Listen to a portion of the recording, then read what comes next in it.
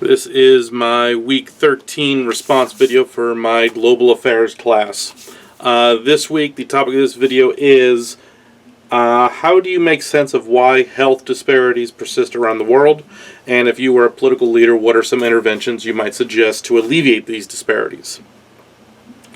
So, health disparities will exist for one of three reasons, but really it's going to come down to one reason. I'll explain that in a moment. The three reasons that will exist are, number one, availability of medical resources. If medical knowledge, resources, and expertise are not available, people will get sick, and people will be injured and unable to recover. Blights will go untreated, plagues will go untreated, crop failures will not be addressed, etc., etc., etc. Number two, barriers to obtaining medical treatment. These barriers could be distance related, could be financial related, they could be institutional, they could be gender based. A doctor may refuse to treat a woman or a transgender individual. They could be governmental. If you're in a segregated town where you have a government that has physically split the town in some fashion, and the hospital's on one side and you're on the other, that barrier could prevent you from getting treatment. And then I had said these reasons will ultimately boil down to one thing. And that is really going to be one of the darker aspects of human nature, and that is our tendency to either be, to be apathetic to situations we are either unaware of or unaffected by. Basically, the phrase out of sight, out of mind comes into play here.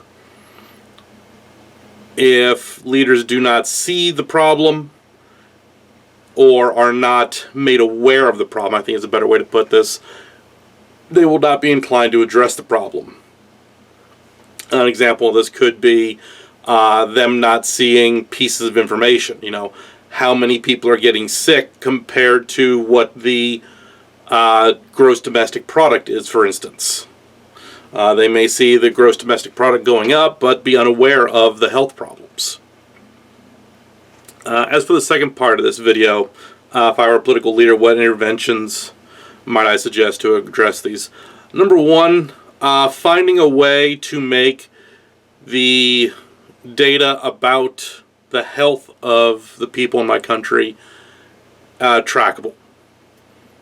Number of doctor visits, number of dollars spent, number of visits per capita, number of visits per area, etc., etc., etc. Make all that data quantifiable so it can be accessed, addressed, indexed, and analyzed. But number two, I would look to put in place a tax code that would empower businesses to invest in healthier situations. If, for instance, you have a coal processing plant that does not meet certain regulations, it will face additional fines for as long as it is, and those fines will be paid into the area most directly affected by that output, for the intention of being used for upgrading residencies, upgrading medical care, providing more doctors, etc. So, yeah, there we go.